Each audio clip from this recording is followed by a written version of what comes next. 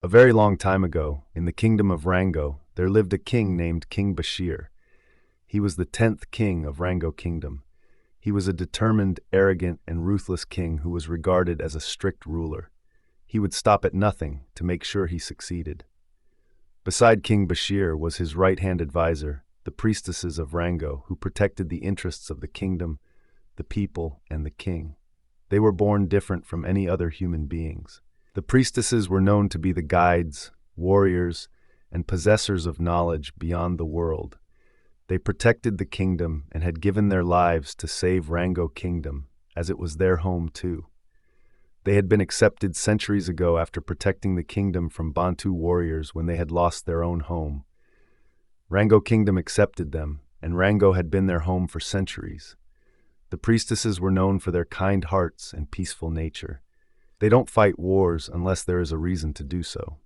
But one day, everything changed.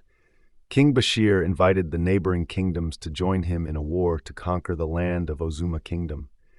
The head of the priestesses, Priestess Nyana, advised against Bashir going to war with Ozuma Kingdom since they were not enemies. But King Bashir was an ambitious and ruthless king who did not take no for an answer. He had already made up his mind to finish what he had started. Nyana felt that this would lead to a bad turn of events.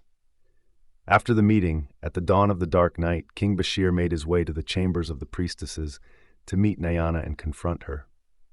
In the coven, Nyana sat in meditation, a chamber of infinite wisdom that only the priestesses and the king could step into. Nyana felt the presence of King Bashir. She opened her eyes. "Long live the king," Priestess Nyana said as she bowed before him. "Why did you oppose my plans to conquer the Ozuma Kingdom?" he asked with a furious look on his face. "My king, I don't mean to pry, but you can't win this war. Ozuma might be a small kingdom, but they are more than what we are ready to face," Nyana advised. "Go on and tell me why we can't win this war. Since you have been the priestess of knowledge, share," King Bashir said. Nyana knew that no matter what she said, it would not change the mind of King Bashir because she had known him for decades. Both sides will suffer losses, more than what is meant to be suffered in a war. Out of us, there will rise another empire that will seek to take the land. Priestess Nyana revealed the prophecy. "You want to tell me that even with the powers you possess, we can't win this war? Or do you not want to help the kingdom?" King Bashir asked. The coven was tense with his anger. "It's not what you think, my king. Priestesses are not born of hate and anger or to conquer. We protect and give guidance. That is what we do," Nyana said, trying to make King Bashir understand. But King Bashir was a man with no heart and would not listen to any warning signs. Instead, by the order of the 5th Oath Code that bound the priestesses, an oath given to them by the kingdom as outsiders, he compelled an undeniable command upon Priestess Nyana. "By the order of the code, I compel you. This war will be fought and won because the priestesses will be joining us," King Bashir commanded. The first priestesses who came to the land of Rango Kingdom had made an oath to fight alongside every king in the generations of Rango Kingdom when compelled upon. It was a bond they could never break, a force that tied them all together. Nyana's heart shifted in sorrow. "My king, why did you invoke the 5th Code for a mere war out of your own selfishness?" Nyana angrily said. King Bashir, angered by the choice of words Nyana used, "That is not how you respond to your king, and you will obey me. Rally the other priestesses," King Bashir commanded. Nyana was very confused about what to do. She never knew that the 5th Code would one day be used against the priestesses in such a devilish way. Rango Kingdom had always lived in harmony and peace. They protected the kingdom, not to fight to conquer another kingdom. The 5th Code was only invoked during crises, like the war fought centuries ago against the Bantu warriors. But King Bashir manipulated the code for his own agenda. Nyana didn't know what to do. Nyana had no other choice but to seek the counsel of the 9th goddess of the Kiapsu to help her revoke the 5th Code oath of the kingdom. For millennia, the world is bound by law, and law can be corrupted if it is misused. Nyana, the only way you can revoke the oath is after the war. You will have to fight for the injustice of King Bashir and for his selfishness. Only that will break whatever order he has installed for you in the future and beyond for you and the priestesses. Kiopsu said as she shared her knowledge with Nyana. How will it break the blood oath? Nyana asked, curious about how to do that. Priestesses are born with the power of will. The first king of Rango, the forefather of Bashir, Al-Safa I, made that deal to protect the kingdom and shed blood when necessary to protect the people. That was his ambition, and it lives on in his generation. But now, Bashir is about to shed the blood of innocent people for his own selfishness, and you have to let him because only that is a way you can avoid any future that Bashir has installed for the priestesses, Kiopsu said. From what I saw, we lost the battle, didn't we? Priestess Nyana asked. You can't comprehend yet how vast the mind of a priestess is. You only saw the possible outcome of the war if you, the priestesses, do not join the battle. If you join the battle with the priestesses, there is an infinite possibility that you win the war, but with losses from the other side, Kiopsu said. But remember, Nyana, you may win this war, but King Bashir is human, though he is no ordinary person. I hope what I fear doesn't come to pass, Kiopsu warned. Nyana had known King Bashir ever since they were little and knew the kind of person he was. He would stop at nothing to achieve his goals. From what Goddess Kiopsu had told her, Nyana understood that there was no other way to revoke the command. She would have to go to war against the innocent people of Ozuma Kingdom. For that, Nyana had to rally up the priestesses as they joined King Bashir at the war front. Nyana felt ashamed and sad for what she was about to do. But it was the only way to free herself and the priestesses from the oath of the old made by their descendants. As Rango warriors and the high priestesses invaded the walls of Ozuma Kingdom, they fought with strength and brought the kingdom to its knees, but at the cost of innocent lives. Nyana, seeing what she had done, felt disgusted. She hated herself for what she had done, but there was no other way. King Bashir took all the glory for conquering the Ozuma Kingdom. He took over the territory and made it the land of Rango Kingdom. King Bashir came back to Rango Kingdom victorious, as the people of the kingdom worshipped and praised him like a god. The people so loved King Bashir, but they never knew the man he was beneath it all. After the war, in the king's palace stood the priestesses as they faced the king-priest. You have done well, Priestess Nyana. This was a one-way mission because all hands were on deck, and now we can move on to the next plan and unite the world under one rule, King Bashir said with an arrogant expression. And now, Nyana understood the full scope of what King Bashir was planning, world domination.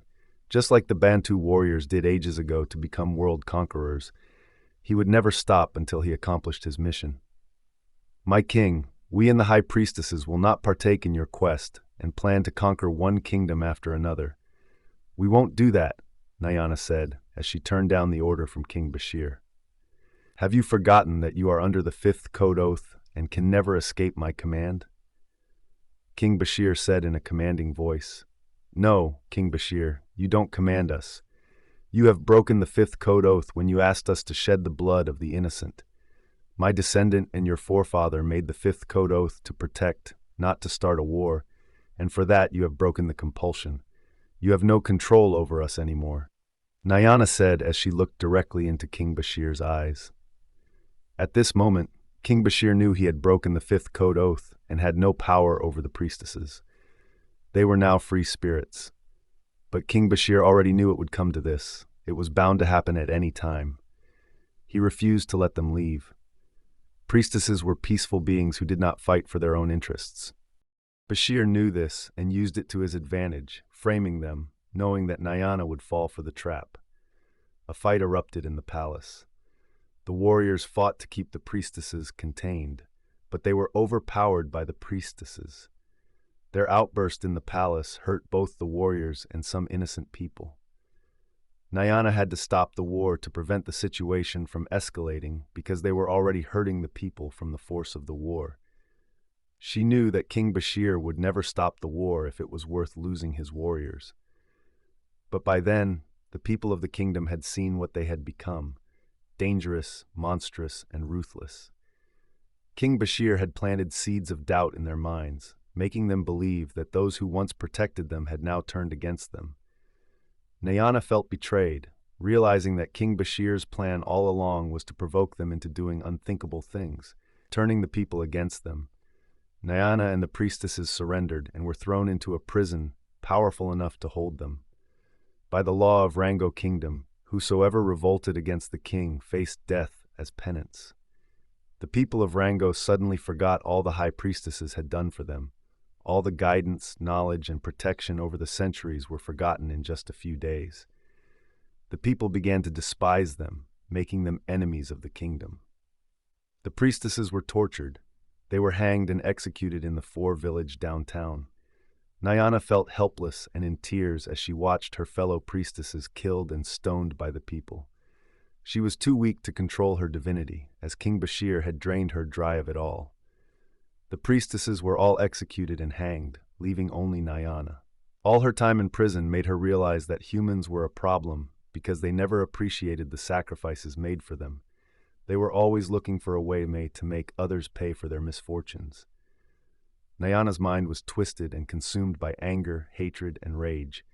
She no longer felt remorse or love for anyone. They had taken her sisters away from her, and now she had nothing left. But she couldn't survive anymore. She regretted not acting in time. If she had, her sisters would still be alive. Her wrong misjudgments had cost the lives of her sisters and now her own. The day of her execution came.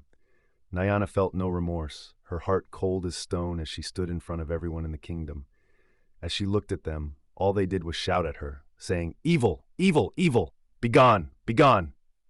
Nyana was disheartened by the accusations from the people as they wished for her death without knowing they were being manipulated by their ambitious King Bashir. In front of her stood King Bashir. "I wish it would have gone another way, but you caused this," King Bashir pridefully said to Nyana, a smile on his face. "You think you have won, Bashir? You killed my sisters, and now it's my turn. And you think my death would stop us from existing? No. There will always be someone or something that will take your throne. And I promise you, one day, your empire will be taken from you, and you will be known as the mad king that you already are," Nyana said with an angry face, knowing she was about to die. "Empty words of an already dead priestess. Your divinity doesn't work on me. So long, old friend. I pray you can find peace in the afterlife," King Bashir said. Nyana looked up at the sky, tears dripping from her eyes as she knelt down on top of the platform. She looked again at the people of Rango Kingdom, who wished for her death. She laughed so hard and so long that they wondered what might have made her laugh that way. Nyana made a last statement. "If by some miracle there is an afterlife, I will come back and exact my revenge for ruining my life. And even if there is no afterlife, I will still find my way back for my revenge." Nyana angrily spoke with a smile that felt unpredictable. On the stake, the last bloodline of the high priestesses closed her eyes as the executioner raised the platform. The skies darkened. A violent wind howled through the kingdom. The earth trembled beneath them. A chilling silence fell upon the crowd as an unnatural force swept through the air. The people who had once shouted for her death now shivered in fear. King Bashir stepped forward, unfazed. "A priestess curse? Is this your last act of defiance?" he scoffed. Nyana smiled weakly. "Not a curse, Bashir, a reckoning." The fire came down, severing her life, but at that moment an eerie glow erupted from her body. A crimson mist spiraled upward, forming a spectral figure in the sky, a shadow of Nyana herself. Her eyes, burning like embers, gazed down at the kingdom with sorrow and rage. The people screamed. The winds grew harsher, thunder roared, and then the mist disappeared. For a moment, all was silent. Then the final of the remnant tragedy struck. The temple of the priestesses, untouched for centuries, crumbled to the ground, swallowed by the earth as if the kingdom itself rejected the betrayal. And so the high priestesses were gone. King Bashir was now free to conquer kingdom after kingdom, achieving the world domination he had always dreamed of. He knew that if the priestesses were alive to see what he had become, his soul would never be free from Tartarus on his passing day. But the only thing King Bashir forgot was that Nyana was not only a priestess, but also something else. She died with the words of those who once accepted her when they benefited from her kindness, only to reject her when she needed them the most. And now, her curse might live on in the minds of men. Dear viewers, What do you think about this story? I would love to hear your thoughts in the comments below. If you enjoyed the story, give us a thumbs up, hit the subscribe button, and share it with friends. Don't forget to turn on notifications so you never miss out on our latest updates. Thanks, and see you in the next video. Bye.